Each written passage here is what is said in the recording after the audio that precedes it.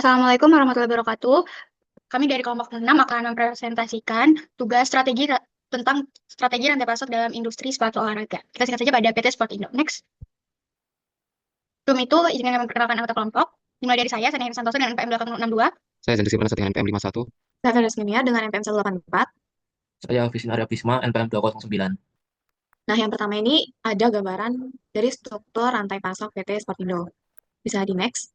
Nah, sesuai dengan gambaran yang sebelumnya, jadi isi dari struktur rantai pasok PT Sportindo itu yang pertama ada pemasok bahan baku. Nah, bahan baku utama kayak kulit sintetis itu berasal dari Cina, sementara soal karet dan tekstil diperoleh dari Vietnam. Nah, selanjutnya itu ada pabrik perakitan yang ada di Indonesia. Nah, sepatu itu diproduksi melalui beberapa tahap. Nah, tahap pertama yaitu dan perekatan, terus quality control, dan terakhir itu ada pengepasan sepatu. Nah, selanjutnya itu ada distribusi ke gudang internasional. Nah, produk jadi itu dikirim ke gudang distribusi di Eropa dan Amerika Utara sebelum dijual ke pelanggan. Nah, selanjutnya juga ada penjualan ke konsumen. Nah, sepatu dijual melalui dua saluran utama. Yang pertama itu ada retail fisik, yaitu berupa toko atau outlet. Lalu yang kedua ada e-commerce yang berupa website dan marketplace. Yang terakhir ada pengolahan return dan produk cacat. Nah, jika ada produk cacat atau pelanggan melakukan return, produk dikembalikan ke gudang distribusi untuk diproses yang lebih lanjut lagi.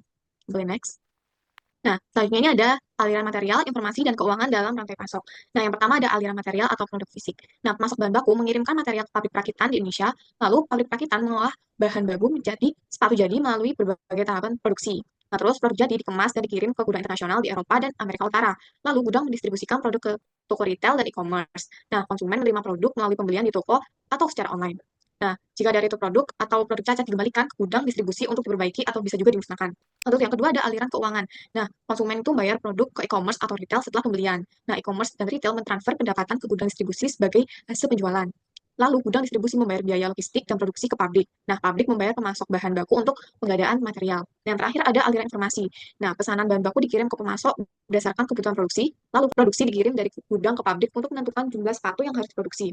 Nah, permintaan dan data stok dikirim dari e-commerce dan retail ke gudang distribusi untuk mengatur pasokan barang. Lalu ada feedback pelanggan dikirim ke e-commerce dan retail untuk meningkatkan kualitas produk dan layanan. Dan yang terakhir ada informasi pengembalian produk dikirim ke gudang untuk menangani return dan cacat produk.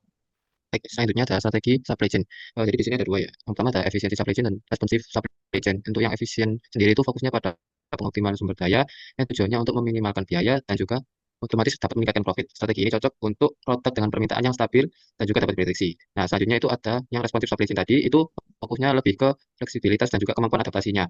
Nah, ini tuh cocok kepada sesuatu yang sifatnya itu tidak menentu dan juga bersifat musiman.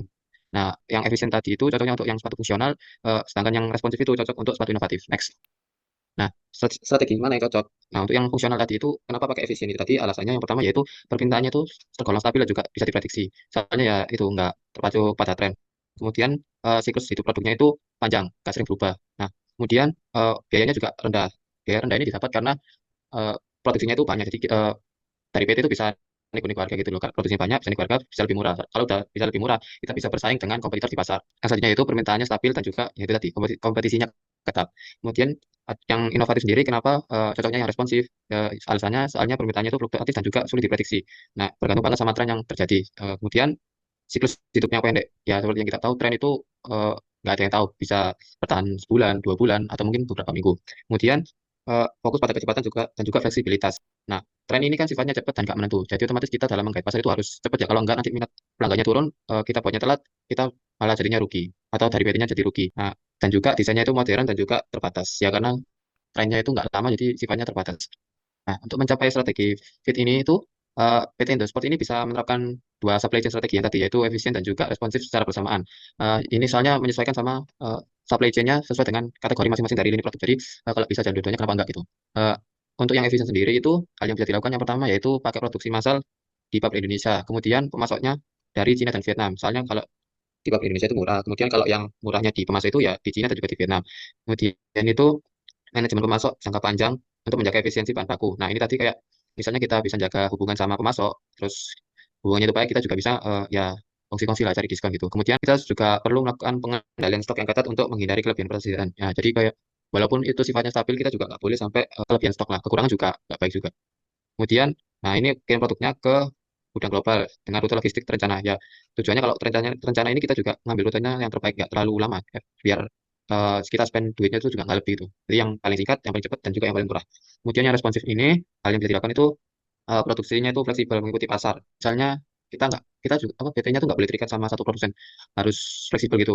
Termasuk ya kayak komponen modular ini. Jadi misalnya soalnya dari siapa, covernya dari siapa, talinya dari siapa, itu juga nggak boleh terikat. Cuman berharap pada satu pemasok itu harus fleksibel. Biar kalau ada apa-apa kita nggak ketergantungan. Ya, kemudian selanjutnya ada kerjasama dengan pemasok yang dapat menyediakan bahan bakar dengan lead time singkat. Jadi seperti tadi nggak boleh terikat supaya kita bisa ambil dari mana aja yang punya lead time singkat. Kemudian tentu saja penggunaan AI dan IoT. AI sendiri kalau diintegrasikan ke proses bisnis di perusahaan itu akan membantu banget, terutama apabila kalau sudah diinstal di PT-nya itu bisa apa ya, melakukan analisis dengan lebih cepat. Kemudian yang terakhir yaitu memanfaatkan gudang distribusi yang dekat dengan customer.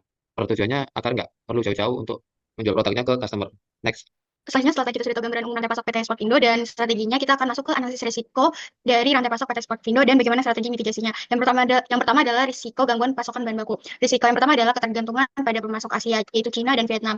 Jadi jika sebagian besar bahan baku cuma dari dua negara ini saja, itu jika terdapat gangguan dapat menyebabkan pasokan bisa terganggu. Lalu yang kedua, risiko kedua ada potensi gangguan akibat pandemi seperti pandemi COVID-19 yang sangat berdampak pada ekonomi dan juga pada rantai pasok sebuah perusahaan. Lalu yang ketiga, risiko keterlambatan pengiriman bahan baku seperti karena kemacetan pelabuhan itu dapat mengganggu pasokan bahan baku untuk PT Spot Indo. Lalu bagaimana strategi mitigasinya? Strategi mitigasinya pertama adalah disertifikasi pemasok di berbagai negara. Jadi tidak cuma dua negara itu, kita bisa mencari pemasok dari negara-negara Asia lain seperti dari India atau negara Singapura atau negara Asia lainnya. Lalu yang kedua adalah membangun hubungan dengan minimal 2-3 pemasok alternatif di setiap kategori bahan baku. Jadi di setiap negara mungkin ada beberapa pemasok atau bahan baku. Lalu yang ketiga adalah membangun buffer stok bahan baku, yaitu menyimpan stok bahan baku tertentu. Jadi jika terjadi gangguan tuh ada solusinya, ada bahan cadangannya. Lalu yang keempat adalah mengembangkan kontrak jangka panjang dengan fleksibilitas ini tuh yaitu perubahan volume atau jadwal pengiriman ketika terjadi gangguan pasokan bahan baku. Risiko yang kedua adalah ketidakpastian permintaan. Risiko yang pertama itu permintaan untuk sepatu inovatif sering berubah-ubah sehingga sulit diprediksi. Yang kedua, sepatu fungsional menghadapi banyak pesaing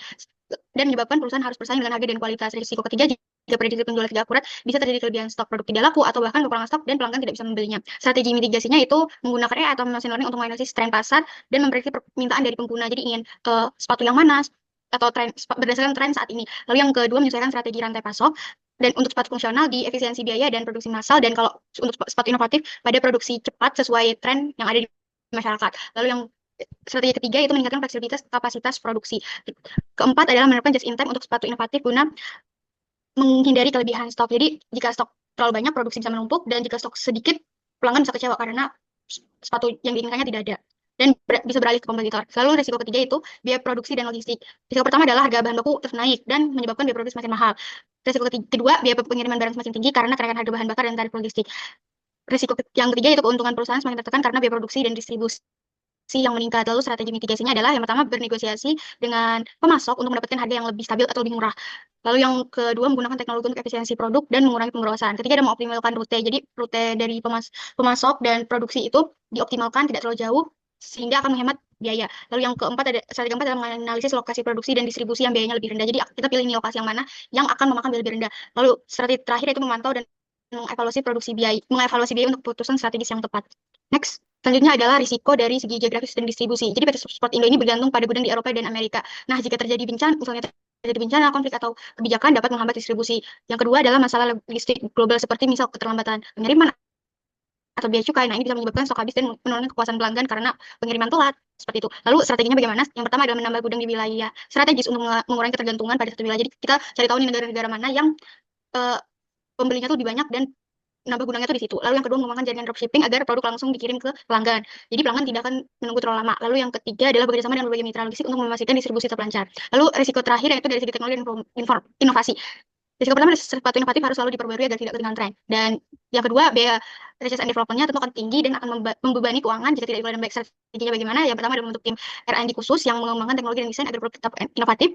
Yang kedua adalah bekerjasama dengan universitas atau pusat inovasi. Jadi kita kolaborasi yang akan membantu inovasi pada suatu sepatu produk PT ini itu bisa lebih inovasi dan lebih efisien. Yang ketiga adalah menerapkan sistem manajemen inovasi melalui proses yang terstruktur untuk pengembangan dan uji coba inovasi. Dan terakhir adalah membuat prototipe cepat dan penggunaan fase. Jadi membuat prototipe dan uji pasar sebelum produksi massal produk tersebut. Next. Selanjutnya, future trend di PT Sportindo.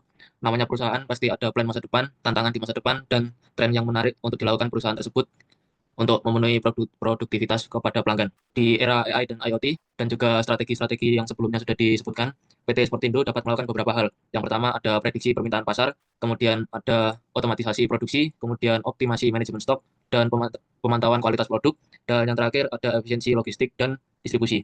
Sekian dari kami. Akhir kata, wassalamualaikum warahmatullahi wabarakatuh.